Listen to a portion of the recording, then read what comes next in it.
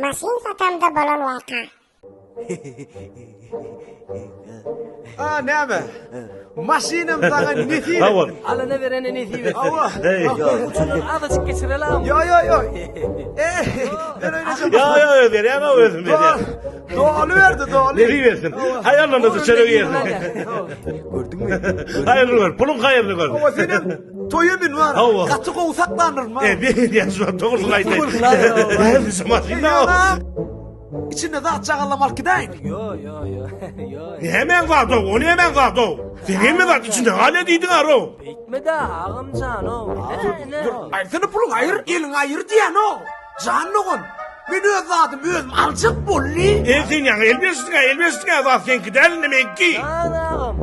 İndi sen kaldın yok. İndi sen kaldın yok. Ne hemşi? İndi men kıvay. Men var Yo özledim ben özüm balkı da aynı içinden.